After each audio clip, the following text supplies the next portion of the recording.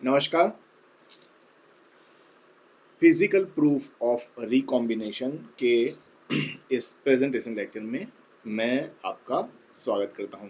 आज का जो हमारा विषय है, ये जो लेक्चर है इसमें हम बात कर रहे हैं फिजिकल प्रूफ ऑफ रिकॉम्बिनेशन के बारे में। अब देखिए, जब गैमेट फॉर्मेशन होता है तो मियोसिस का प्रोसेस होता है, और ये जो मियोसिस का प्रोसेस है इसमें दो जो सिस्टर क्रोमेटिड है उसके बीच में जो काइज़मेटा फॉर्मेशन होता है, और फिर जो क्रोमोसोम मटेरियल है, ठीक है, यानी जो सिस्टर क्रोमेटिड के जो पीस हैं तो वो जो है वो एक्सचेंज होते हैं, यानी सिस्टर क्रोमेटिड के जो टुकड़े हम बोल सकते हैं उनकी अदला बदली होती है, एक्सचेंज होता है। तो ये बात जो है, ये बात तो आज हम जानते हैं, लेकिन इस बात का प्रूफ क्या कि भाई मियोसिस में जो क्रॉसिंग ओवर होता है, रिकॉम्बिनेशन होता है, क्रोमोसोम मटेरियल जो है वो एक्सचेंज होता है क्रोमोसोम के बीच में, तो इस बात का प्रूफ क्या? तो इसके ये जो प्रूफ दिया हमको, तो जो एक्सपेरिमेंट हुआ था साइंटिस्टों ने जो किया उसके बारे में हम बात कर रहे हैं। तो देखिए, तो उसी बारे में है ये लेक्चर। तो शुरुआत करते हैं। अब देखिए, जो बात आ रही है, पॉइंट जो आ रहा है, इफ क्रॉसिंग ओवर, यहाँ पे देखिए, if crossing over between non sister chromatids is the mechanism by which recombination occur, ठीक है, क्रॉसिंग ओवर जो है तो नॉन सिस्टर क्रोमेटिड के बीच में मैकेनिज्म है कि जिसके मार्फत, जिसके द्वारा रिकॉम्बिनेशन होता है। The recombination between genes should be accompanied by cytological exchange of physical part of homologous chromosome। तो यहाँ पे जो फर्स्ट पॉइंट जो है कि भाई नॉन सिस्टर क्रोमेटिड जो है उनके बीच में क्या कि क्रॉसिंग ओवर हो रहा है, तो उसका मतलब क्या होता है, इस बात का इसका मतलब ऐसा होता है कि जो जीन जो है, जीन्स का जो रिकॉम्बिनेशन होता है वो कब होगा कि जब दो सिस्टर क्रोमेटिड के बीच में जो फिजिकल एक्सचेंज है क्रोमोसोम के पार्ट का वो होता है, तब ये रिकॉम्बिनेशन होता है ना। अच्छा, but such an exchange can be demonstrated only if it is possible to distinguish between two homologous chromosome। दो जो क्रोमोसोम है, क्रॉसिंग ओवर में दो क्रोमोसोम के बीच में जो क्रोमोसोम मटेरियल है वो एक्सचेंज होता है। तो ये जो बात है, ये बात हम कब सिद्ध कर सकते हैं, कब साबित कर सकते हैं कि दो जो क्रोमोसोम है जिनके बीच में ये क्रॉसिंग ओवर हो रहा है, रिकॉम्बिनेशन हो रहा है, वो एक दूसरे से थोड़े अलग दिखने चाहिए, है ना, तभी ये बात हम सिद्ध कर सकते हैं। तो देखिए, तो 1931 में ये जो साइंटिस्ट हैं, हैरियट क्रैंगटन और दूसरा बारबरा मैकक्लिंटॉक, तो ये जो साइंटिस्ट हैं, जेनेटिसिस्ट हैं, इन्होंने क्या किया, डेमोन्स्ट्रेटेड दिस फिनोमिना यूजिंग मेज, है ना। तो हमको जो प्रूफ दिया इन साइंटिस्टों ने दिया कि भाई क्रॉसिंग गैमेट फॉर्मेशन में मियोसिस होता है, क्रॉसिंग ओवर होता है, रिकॉम्बिनेशन होता है, इसका जो प्रूफ है इन्होंने दिया, इन साइंटिस्ट ने, जेनेटिसिस्ट ने। और इन्होंने अपना जो एक्सपेरिमेंट किया वो किसके ऊपर किया था, मेज पे किया था। मेज, मेज जो है, मेज को हम मक्का या तो मकाई बोलते हैं, जिसको कॉर्न भी कहते हैं, है ना। अच्छा, तो इन्होंने ये देखिए, तो फिजिकल प्रूफ ऑफ रिकॉम्बिनेशन, तो उसकी डिस्कवरी किसने की, एक तो ये साइंटिस्ट है और दूसरा ये, इनका हम नाम जो है याद रख रहे हैं। अच्छा, फिर फिजिकल प्रूफ ऑफ रिकॉम्बिनेशन के बारे में दूसरा जो एक्सपेरिमेंट किया तो वो कौन थे इनके बाद, देखिए, कर्ट स्टर्न, ये जो जेनेटिसिस्ट हैं, accomplished a similar result same year using Drosophila.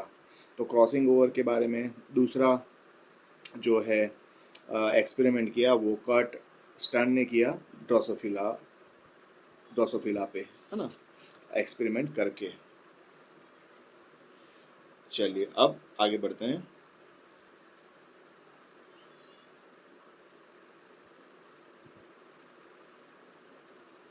अब देखिए, क्रिंगटन एंड मैकक्लिंटॉक वर्क विथ क्रोमोसोम 9 इन मेज।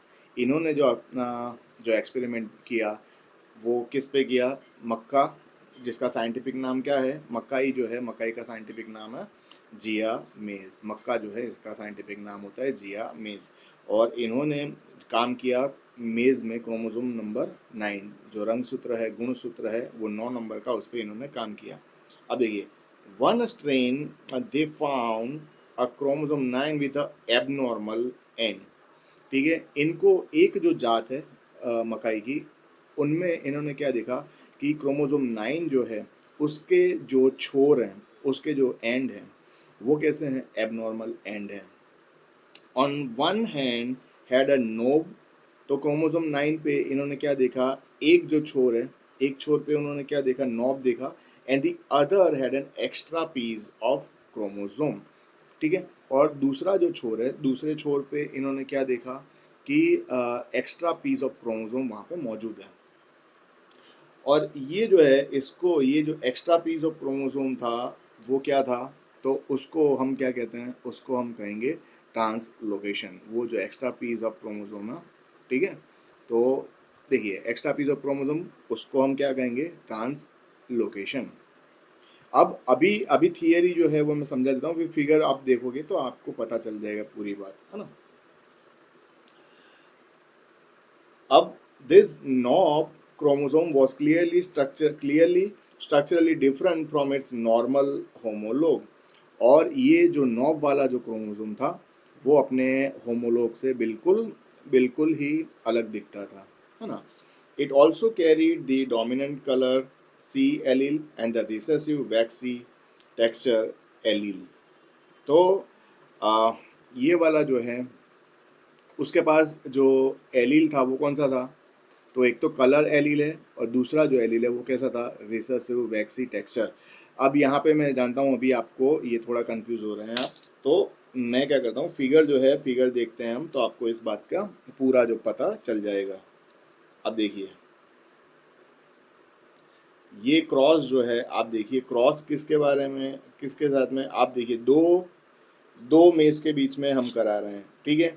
इसको हम कहेंगे, चलिए ये मेज प्लांट 1 ले लिया, ये जो है ये मेज प्लांट 2, दो अलग अलग मेज प्लांट ले लिए, और उनके बीच में हम ये क्रॉस करा रहे हैं। अब ये वाला जो प्लांट है और ये वाला, ठीक है, दूसरा प्लांट। अब यहाँ पे आप देखें कि यहाँ पे आपको क्रोमोसोम, ये नॉर्मल क्रोमोसोम 9 जो है वो देखना है आपको। नॉर्मल क्रोमोसोम 9, ये वाला, ये कैसा है? नॉर्मल क्रोमोसोम 9, है ना। और ये वाला जो क्रोमोसोम है, ये वाला जो क्रोमोसोम है, ये वाला जो क्रोमोसोम है वो कैसा है? एबनॉर्मल क्रोमोसोम नंबर 9 है, ठीक है। अब ये एबनॉर्मल जो क्रोमोसोम नंबर 9 है उसमें क्या है? ये देखिए, यहाँ पे आप देखेंगे तो ये आपको लिखा है, यहाँ पे नॉब है, नॉब लिखा है। अब देखिए, अब तो यहाँ पे ये जो नॉब है, ये नॉब जो होता है, ये क्रोमोसोम नंबर 9 में जो नॉब है, नॉब किसका बना हुआ है? वो हेट्रोक्रोमेटिक होता है ना, हेट्रोक्रोमेटिन का बना होता है नॉब। और ये जो है, ये एक्स्ट्रा पीस जो है ना, ये जो एक्स्ट्रा पीस जो यहाँ पे बताया है आपको, ये एक्स्ट्रा पीस कहाँ से आया? तो ये जो है क्रोमोसोम क्रोमोसोम 8 नंबर का जो क्रोमोसोम होता है उसका ये टुकड़ा यहाँ पे लगा है ना। 8 नंबर का जो क्रोमोसोम है उसका जो पीस है वो यहाँ पे, क्रोमोसोम का जो रीअरेंजमेंट होता है तब ये क्या, ये टुकड़ा जो है यहाँ पे जुड़ा हुआ है, जिसको हम क्या कहते हैं? ट्रांसलोकेशन कहते हैं, है ना। तो ये आपको एबनॉर्मल, तो ये देखिए आप, ये आपने देखा कि भाई नॉर्मल, ये वाला जो है नॉर्मल, और ये वाला जो है एबनॉर्मल। नॉर्मल एबनॉर्मल में क्या फ़र्क है? तो एबनॉर्मल जो है उसमें जो सी है वो, जो सी जो जीन है, सी जीन के पास क्या होता है? सी जीन के पास में आप देखेंगे कि नॉब होता है, और इस वाले छोर पे, यहाँ पे आप देखेंगे तो क्रोमोसोम नंबर जो 8 है उसका टुकड़ा जो है वो यहाँ पे लगा हुआ है। अच्छा, अब ये जो है इसको हम देखते हैं, तो ये देखिए यहाँ पे ये कैपिटल सी जो लिखा है, ठीक है, तो ये कैपिटल सी जो जीन है वो किसके लिए रिस्पॉन्सिबल है? वो है कॉर्न के कलर के लिए। जो कॉर्न का जो कर्नल है,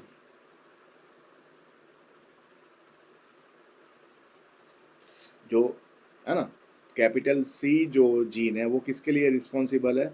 तो कॉर्न के जो कर्नल है, कर्नल यानी जो मकाई के जो दाने होते हैं जिसको हम खाते हैं, है ना, जो मकाई भुट्टा बोलते हैं ना, मकाई भुट्टा आपने सुना होगा।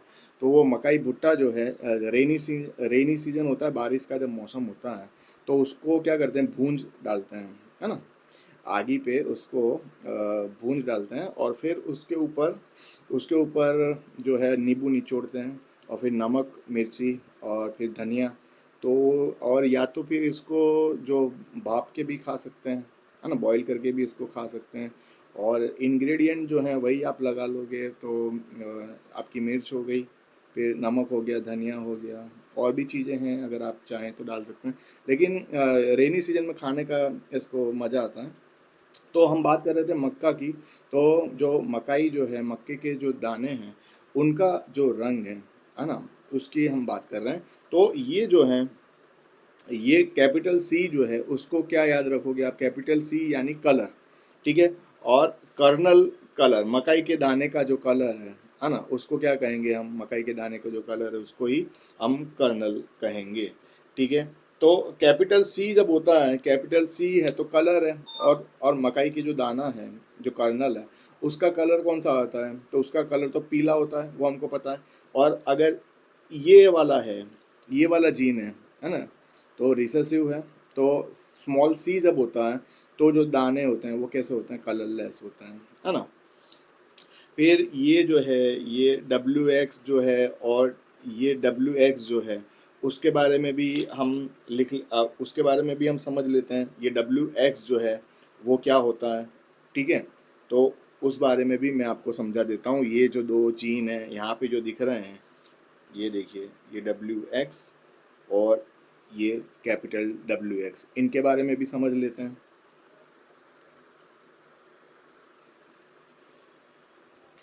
अब ये जो फिगर है, ये फिगर देखिए आप, मेज कर्नल्स, ठीक है, मेज के कर्नल्स आपको दिख रहे हैं। और ये देखिए आप, kernels, kernels on the cob, cob के ऊपर आपको कर्नल दिखाए हैं यहाँ पे। अब ये देखिए आप, यहाँ पे जो लिखा है,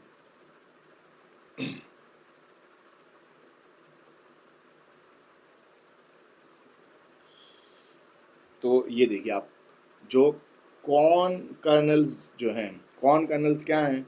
तो are the fruits of corn, है ना, कॉर्न के फ्रूट्स हैं जिनको जिनको मेज इन मैनी कंट्रीज। और कॉर्न कर्नल जो हैं कॉर्न के फ्रूट हैं, और कई देशों में इनको क्या कहा जाता है? इनको मेज कहा जाता है। अच्छा, मेज क्या है? मेज जो इज अ ग्रेन, है ना, जो धान्य है उसका एक प्रकार है। And the kernels are use in cooking as a vegetable और सोर्स ऑफ स्टार्च। और कर्नल जो है, मक्का जो है, मक्का के जो दाने हैं, इसका इस्तेमाल कहाँ पे होता है? खाने पीने में होता है ना, वेजिटेबल के सब्जी के तौर पे भी खा सकते हैं इसको। या तो जो स्टार्च है, इसका जो स्रोत है, तो स्टार्च का बहुत अच्छा सोर्स होता है ये मक्का के दाने। अब जो कर्नल है, जो द कर्नल, देखिए, जो कर्नल जो है मक्का के जो दाने हैं, तो the kernel comprise endosperm. Kernel किसका बना हुआ है? तो endosperm, germ, pericarp and tip cap. Kernel जो है वो बना होता है endosperm, germ, pericarp and tip cap का।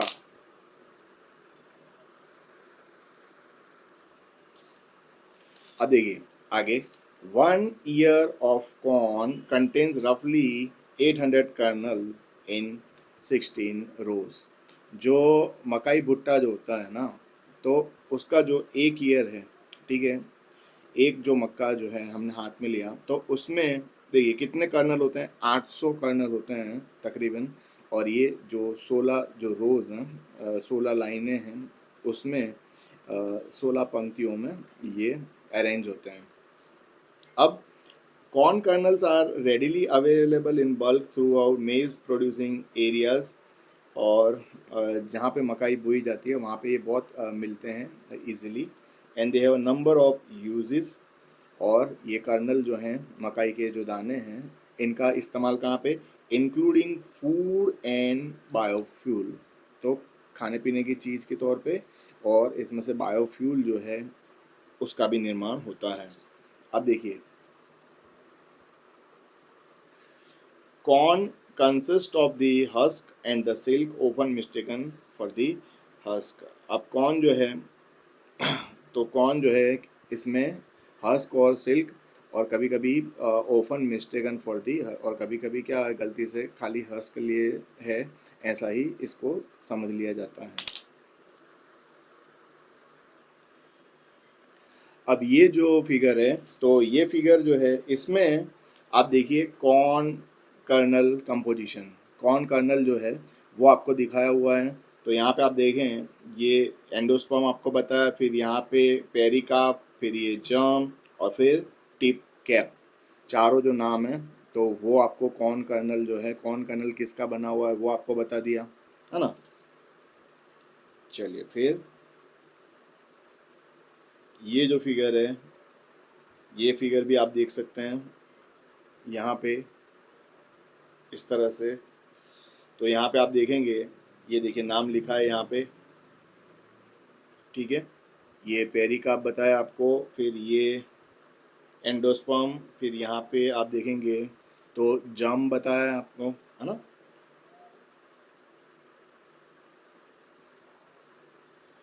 फिर नीचे जो है, नीचे जो है वो आपको यहाँ पे टिप कैप बताई है। तो आप देखेंगे यहाँ पे सबसे नीचे जो है ये टिप कैप यहाँ पे आपको बता दिया इस तरह से।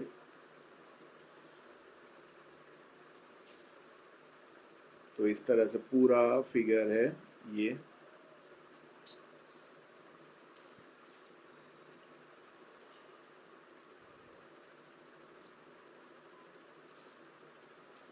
फिर ये जो फिगर है इसमें भी आप देखिए endosperm, pericarp, germ, tip cap.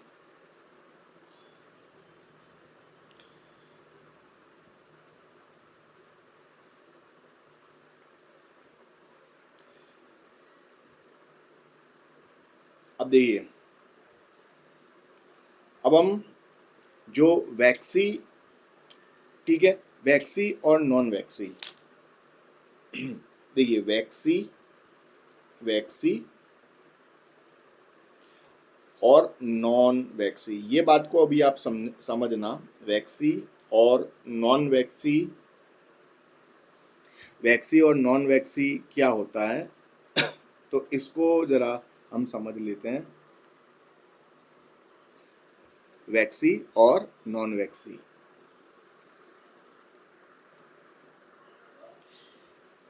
अब देखिए, एमाइलोज फ्री, है ना, वैक्सी जो है उसको, उसका मतलब क्या है, एमाइलोज फ्री मेज।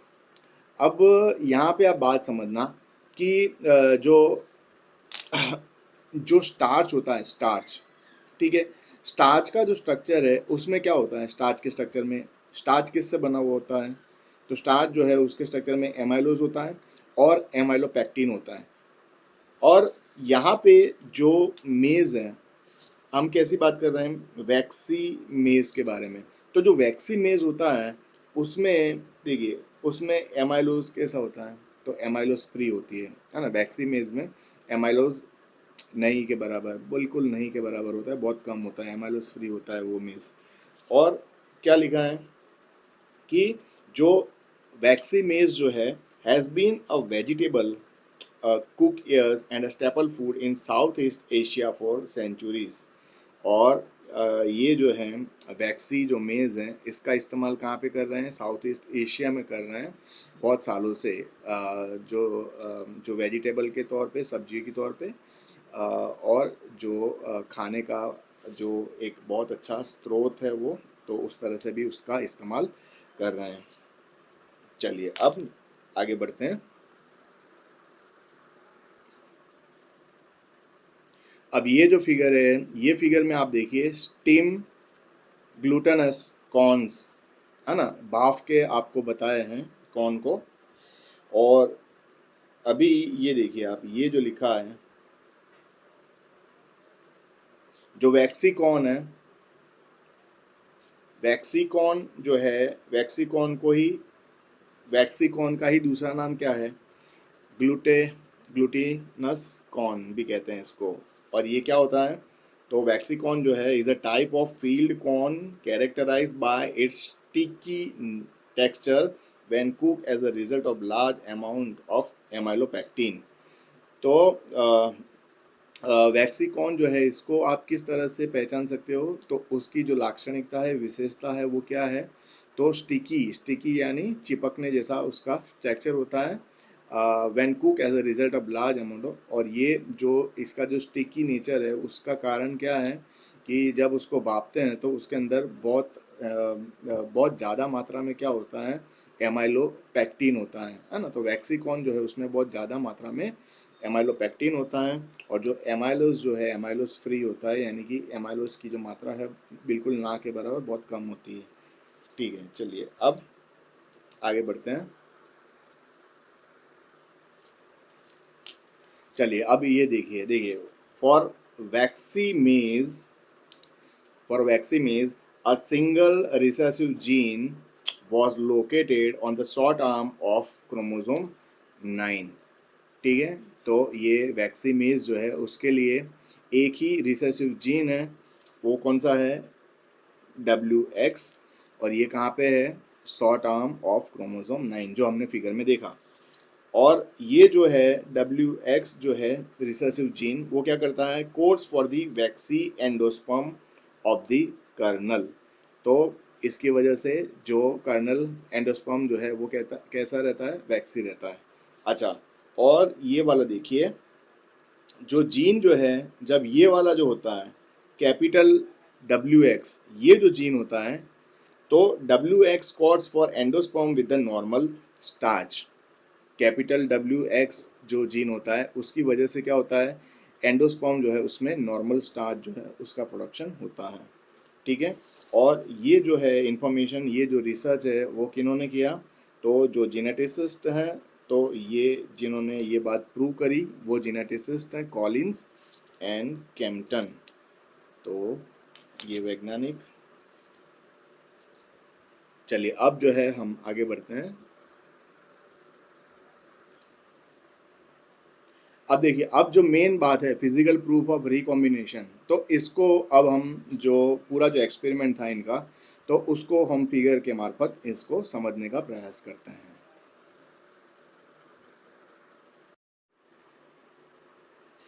चलिए अब जो है जो ये जो है थियरी, आगे के कंटिन्यूशन में फर्स्ट पैराग्राफ हमने देखा, फिर ये दूसरा जो पैराग्राफ था, तो पूरा जो थियरी है आप इत्मीनान से इसको पढ़िए। और मैं जो है, मैं डायरेक्ट आपको फिगर में से ही ये बातें जो हैं समझा देने वाला हूँ, इसलिए आप थियरी जो पोर्शन है वो इस तरह से आप पढ़ सकते हैं, और फिर मैं इसको फिगर में आपको समझा दूंगा, है ना।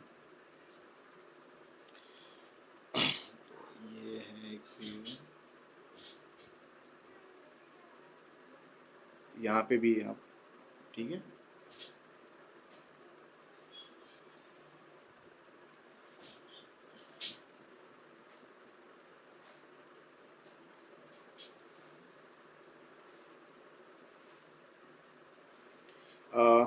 ये भी देख लीजिए आप।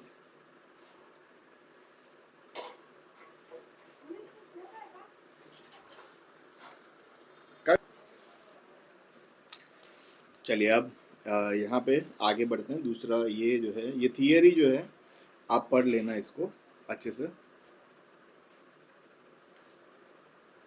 तो मैं आपको फिगर में समझा देता हूँ बात ये।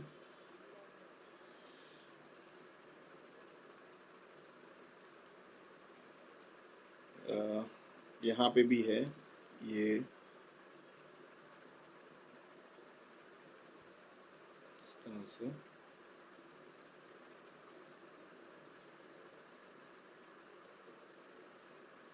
यहाँ पे भी है ना।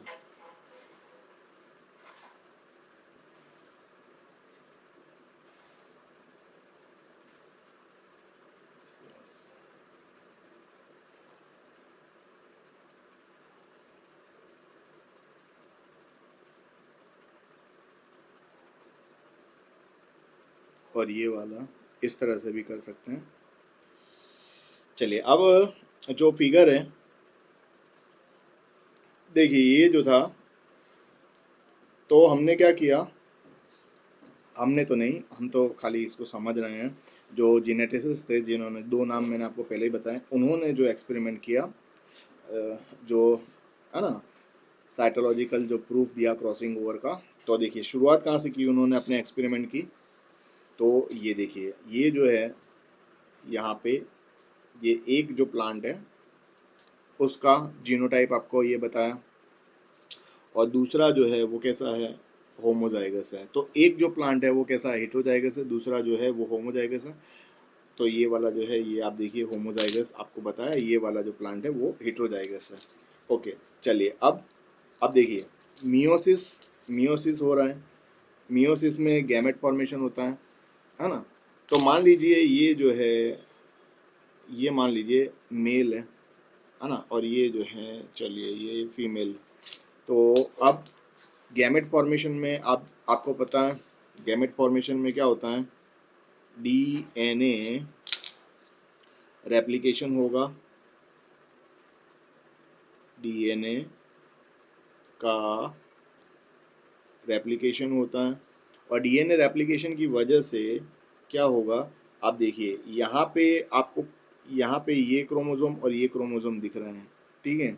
और मियोसिस में मैंने कहा आपसे कि डीएनए रेप्लिकेशन हुआ, तो उसकी वजह से हर एक जो क्रोमोसोम है उसमें, क्रोमोसोम में अब सिस्टर क्रोमेटिड कितनी हो गई, तो ये वाला जो क्रोमोसोम है, ये वाले क्रोमोसोम में सिस्टर क्रोमेटिड 2, और ये वाला जो क्रोमोसोम है इसमें भी अब सिस्टर क्रोमेटिड कितनी हो गई, तो इसमें भी अब सिस्टर क्रोमेटिड 2 हो गई, है ना। और उनके ऊपर कौन कौन से थे, तो ये देखिए आप, यहाँ पे जो जीन था WX और C यहाँ पे, और यहाँ पे कैपिटल C और यहाँ पे WX, ठीक है।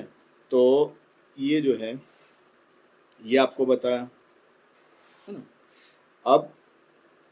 अब ये फिगर जो है वो देखिए आप, इसमें किस तरह से आप देखिए कायस्मेटा फॉर्मेशन। और अब इस फिगर को हम ध्यान से देखते हैं, इसको ध्यान से देखते हैं तो हो क्या रहा है, तो आप समझना, ये इस जगह से क्या है, जो नॉन सिस्टर क्रोमेटिड है वहाँ से जो क्रोमोसोम मटेरियल है उसको हम एक्सचेंज करेंगे, तो इतना वाला जो पोर्शन है, ये वाला जो पार्ट है वो कहाँ चला जाएगा, यहाँ चला जाएगा, और ये वाला जो पार्ट है वो यहाँ पे आ जाएगा, है ना। तो आप देखिए नीचे उसी तरह से आपको देखने मिलेगा। तो अब देखिए, अब आप देखिए ये वाला जो पार्ट है वो यहाँ चला गया, और ये वाला पार्ट जो है वो यहाँ चला गया, तो उसकी वजह से क्या है, जो एलील्स हैं वो चेंज हो गए। तो अब देखिए ये जो है, ये सिस्टर क्रोमेटिड, तो ये sister chromatid as it is है, ये वाला जो सिस्टर क्रोमेटिड है ये एज इट इज़ हमने बताया। लेकिन दो नॉन सिस्टर क्रोमेटिड के बीच में किस तरह से क्रोमोसोम मटेरियल एक्सचेंज हुआ, किस तरह से जीन और एलील जो हैं वो एक्सचेंज हुए, वो हमने देखा। तो अब देखिए, तो ये जो हैं, ये जो क्रोमोसोम जो हैं, ठीक है, वो किस प्रकार के हैं, रिकॉम्बिनेंट प्रकार के हैं, क्योंकि उनके ऊपर जो एलील थे वो अलग हो गए, चेंज हो गए, दूसरे प्रकार के आ गए हैं यहाँ पे।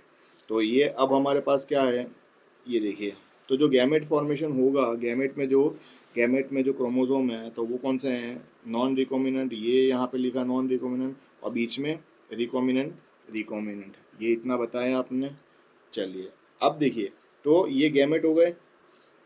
तो यहाँ पे जो बताया है, अभी ये फिगर को देखना आप, यहाँ पे जो गैमेट हैं 4 प्रकार के, ये चार प्रकार के गैमेट जो हैं ये आपको बता दिए। फिगर जो है उसमें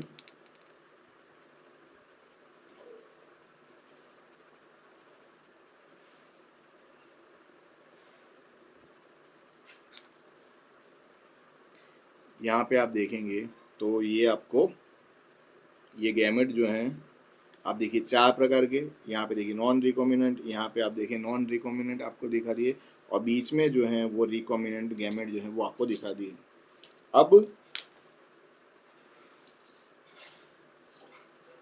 अब यहाँ पे ये वाला जो पेरेंट है, ठीक है, तो इनके जो गैमेट हैं इसमें तो देखिए आप, इसमें तो कोई है ही नहीं, खाली इनको खाली हम क्या करेंगे, अलग कर देते हैं, ठीक है। इसमें भी डीएनए एप्लीकेशन वो होगा, लेकिन गैमेट जो है क्योंकि यहाँ पे तो एक्सचेंज नहीं होता, उसी तरह से हम बता दिया हमने, चलिए सिंपल आइसोलेट करके बता दिया। तो इनके गैमेट जो हैं उनमें तो कौन स्मॉल सी और WXC है, मान लीजिए फीमेल गैमेट है उसमें यही है। तो अब देखिए जो फीमेल गैमेट है उसमें तो ये वाला क्रोमोसोम है, और उसके ऊपर जो एलील्स है वो इस तरह से बता दिया हमने। अब मेल गैमेट फीमेल गैमेट को, मेल गैमेट क्या करेगा, फीमेल गैमेट को फर्टिलाइज करेगा तो जाइगोट बनेगा। तो जाइगोट जो है, और फिर जाइगोट में से ही फिर आगे सीड फॉर्मेशन, है ना, और सीड का शोइंग करते हैं तो नया प्लांट। तो अब यहाँ पे आप देखेंगे, यहाँ पे आप देखेंगे तो ये देखिए ये नॉन रिकॉम्बिनेंट ये वाला और ये वाले, है ना, ये इकट्ठे हो जाएंगे।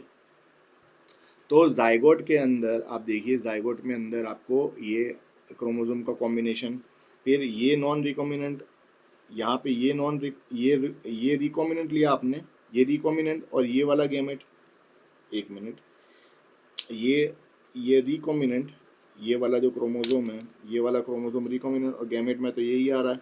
तो आपको जाइगोट के अंदर इस तरह से आपको कॉम्बिनेशन मिलेगा। फिर यहाँ पे देखिए ये रिकॉम्बिनेंट, अब देखिए यहाँ पे रिकॉम्बिनेंट, और ये देखिए आप गैमेट, तो ये बताया आपको जाइगोट के अंदर कॉम्बिनेशन।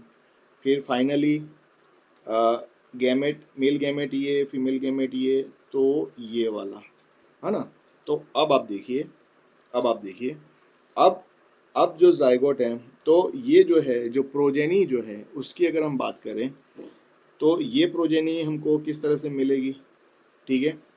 ये जो प्रोजेनी है इसमें आप देखिए नंबर 1 में आपको क्या दिख रहा है, तो यहाँ पे आप देखिए ये क्या आ गया, कैपिटल WX है, कैपिटल WX है, तो ये क्या हुआ, नॉन वैक्सी, है ना। नॉन वैक्सी यानी क्या हुआ, ये स्टार्ची हो, ये जो मेज है इसमें से जो प्लांट होगा, ये सीड में से जो होगा वो कैसा है, स्टार्ची। और क्योंकि यहाँ पे दोनों जो एलील है वो कैसे हैं, स्मॉल सी हैं, तो कलरलेस होगा ये जो मक्का है वो। फिर यहाँ पे आप देखें, इसमें आप देखिए यहाँ पे ये जो है, तो यहाँ पे वैक्सी यानी एमाइलोस फ्री, है ना। और फिर यहाँ पे देखिए आप दोनों जो एलील है वो कैसे स्मॉल सी, तो कलरलेस। फिर ये नंबर 3 पे आप देखें, नंबर 3 पे ये जो सीड है इसमें से जो प्लांट बनेगा, तो 3 नंबर पे कैसा होगा, तो 3 नंबर पे आप देखिए WX, तो वो क्या, तो ये जो है स्टार्ची, इसको कहेंगे हम स्टार्ची, और कैपिटल C है, तो कैपिटल C यानी क्या हुआ, जो कर्नल है, कर्नल कैसे रहेंगे, कलर्ड। फिर आखिर में यहाँ पे, तो यहाँ पे आप देखिए WX, तो वैक्सी, और फिर कैपिटल C यानी कलर्ड, है ना।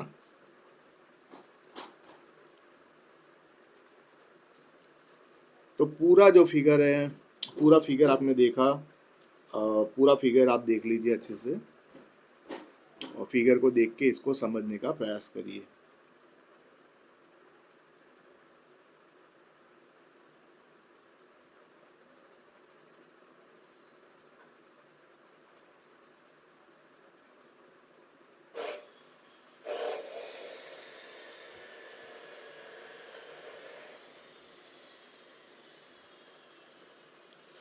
अब जो यही टॉपिक जो है दूसरे जो जेनेटिक्स के बुक हैं उसमें से भी मैंने यही टॉपिक लिया है, तो वो जो बुक्स हैं, अच्छा उसके पहले ये जो एक बात है, यहाँ पे आप ये वाला जो फिगर है इसमें आप देखिए,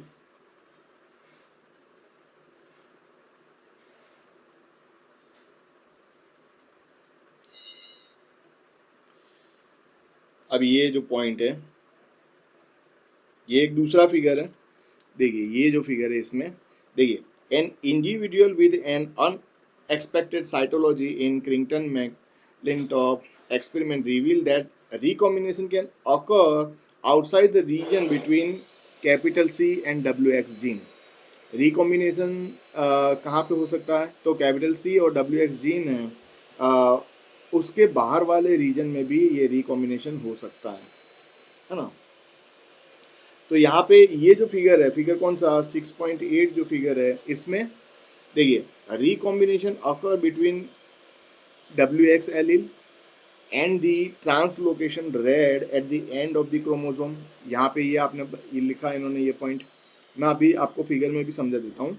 विच yield a non waxy individual that possess the extra piece of DNA। The colourless and non waxy phenotype is consistent with no recombinant event between the two genes. अब ये इस तरह से इसको जो है हम किस तरह से समझेंगे, तो यहाँ पे आप देखिए,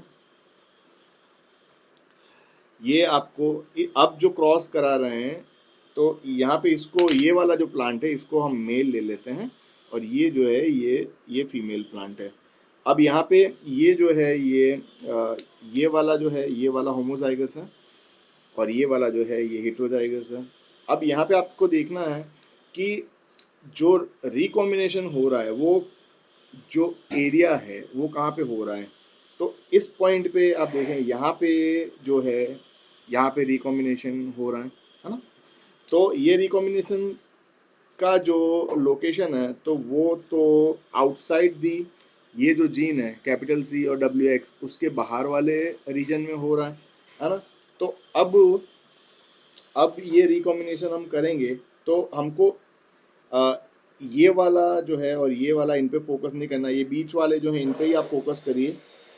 तो अब देखिए बीच वाले पे फोकस करके अब ये वाला जो रिकॉम्बिनेशन है तो क्या ये वाला टुकड़ा कहाँ आ जाएगा? यहाँ आ जाएगा और ये ब्लू वाला जो टुकड़ा है वो यहाँ पे जुड़ जाएगा।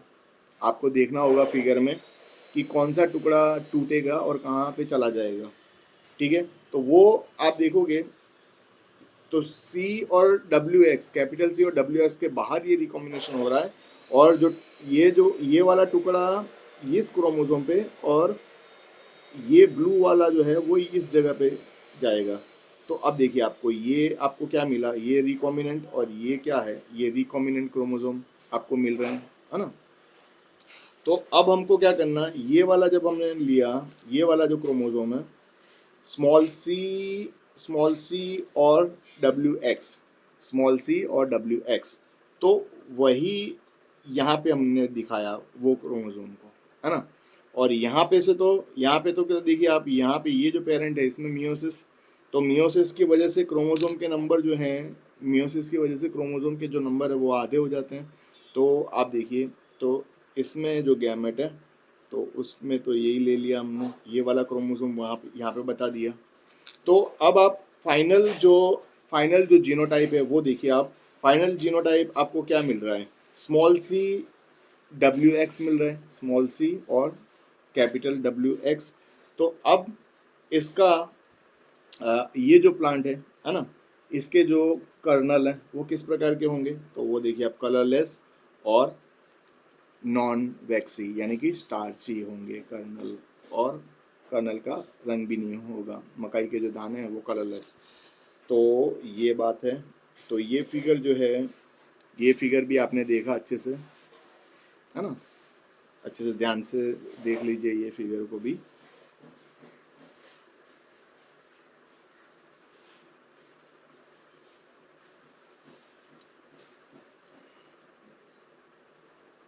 अब देखिए अब ये जो फिगर में दिखा रहा हूँ, ये जो इन्फॉर्मेशन में दिखा रहा हूँ, अब ये इन्फॉर्मेशन जो है ये दूसरा जो जेनेटिक का बुक है उसमें से लिया है।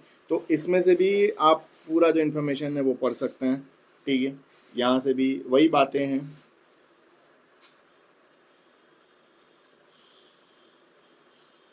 ये सारी बातें जो हमने डिस्कशन करी है, कोई बात मेरे समझाने के बावजूद भी अगर आपको समझ नहीं आ रही है तो ध्यान से इस पूरा जो कंटेंट है वो पढ़िए इसको।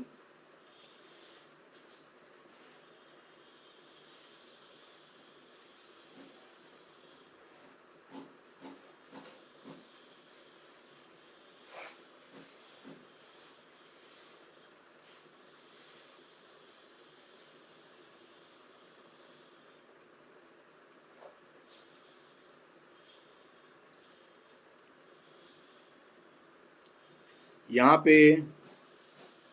पे आप देखिए, तो ये जो है ये फिगर देखिए आप, है ना।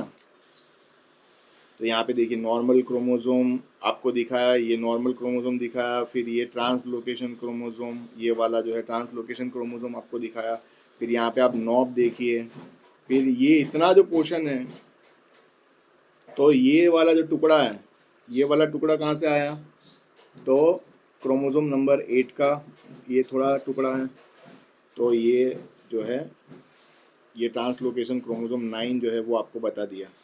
चलिए अब तो ये जो है यही क्या है, ये नॉब और क्रोमोसोम नंबर 8 का जो सेगमेंट है, इनको ही क्या कहेंगे, इन्हीं को हम साइटोलॉजिकल मार्कर कहते हैं, है ना।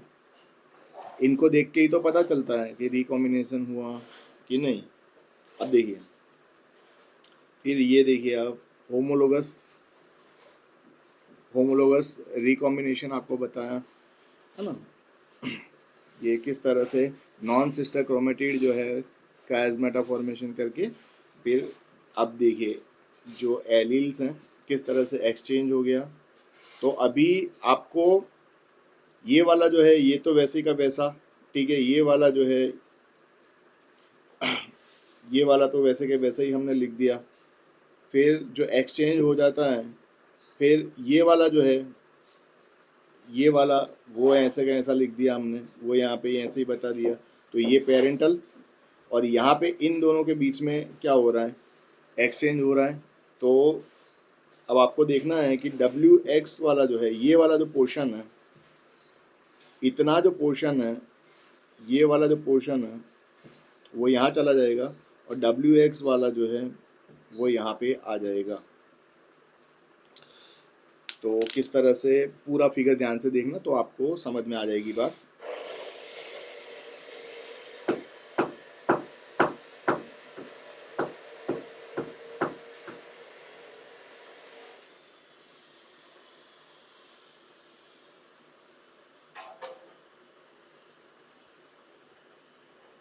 फिर ये देखिए आप, just after a few weeks Creighton McClintock reported their evidence of a link between chromosome rearrangement and genetic recombination. Stern जो है, इन्होंने भी stern reported similar finding in Drosophila. तो ये जो है क्रॉसिंग ओवर का जो प्रूफ है, फिर उसके लिए स्टार्न जो है स्टार्न ने भी फिर एक्सपेरिमेंट किया था ड्रोसोफिला में।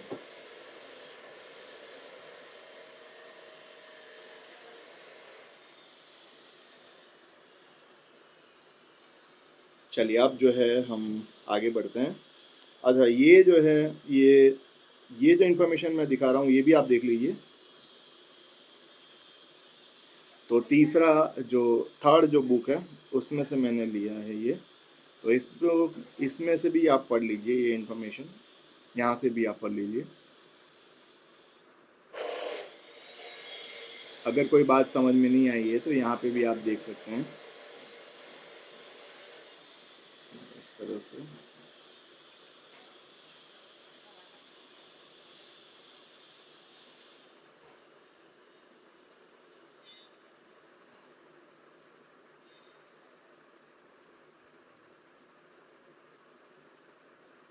ये इस तरह से है।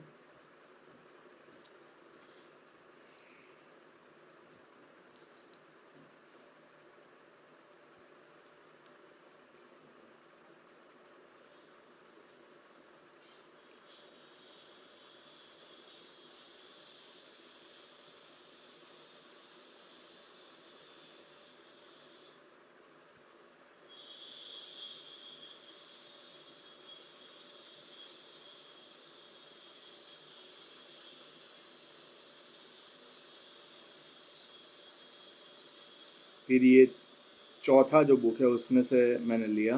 तो यहाँ पे भी ये इन्फॉर्मेशन जो है ये आप पढ़ सकते हैं।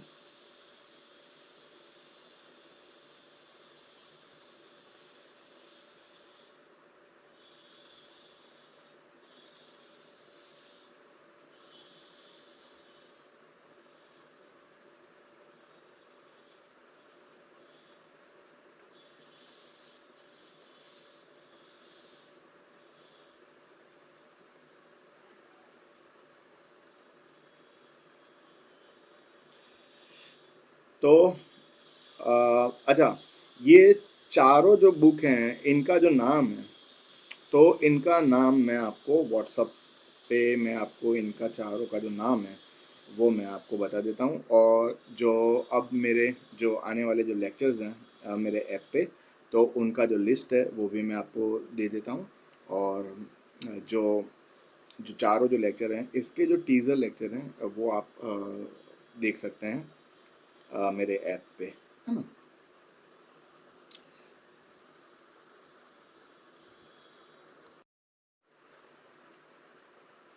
तो देखिए, जीनेटिक लेक्चर सीरीज़ जो है इसमें जो आगे आने वाले जो लेक्चर हैं उसकी जो सूची है वो इस प्रकार है। आप जानते ही हैं मेरा जो एंड्रॉयड ऐप है इसका नाम जो है, मेरे एंड्रॉयड ऐप का नाम है मनीष जे कोष्टी। आज का जो हमने जो लेक्चर लिया, ठीक है, तो अब देखिए वो था 74 नंबर का। और उसके बाद यहाँ पे ये देखिए, ये जो है 75 नंबर का लेक्चर।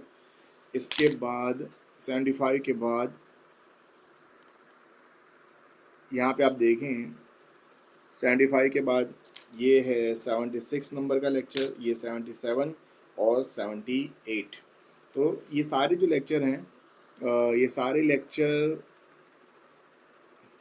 सारे जो लेक्चर हैं ये मैंने ले लिए हैं, डिलीवर कर दिए हैं, इनका रिकॉर्डिंग हो चुका है। और जो ऐप है इस पे ये लेक्चर अभी अवेलेबल है। और इसके अलावा ये जो लेक्चर हैं इनके जो टीज़र लेक्चर हैं, इन सभी लेक्चर के जो टीज़र लेक्चर हैं, इन सभी लेक्चर के टीज़र लेक्चर आप देख सकते हैं मेरे जो एंड्रॉयड ऐप है उस पे। और टीज़र लेक्चर में मैं आपको बताता हूँ कि जो पर्टिकुलर लेक्चर होता है उसमें उसको डिलीवर करने के लिए उसमें जो कंटेंट होता है वो क्या होता है, किस टॉपिक पे हम डिस्कस करने वाले होते हैं। और लेक्चर लेने के लिए अगर कोई फिगर्स जो हैं वो मैंने इंक्लूड करी है तो उसके बारे में भी मैं आपको जानकारी दे देता हूँ। मेरा नाम मनीष कोष्टी सर है, मैं अहमदाबाद से हूँ। बाय बाय, नमस्ते।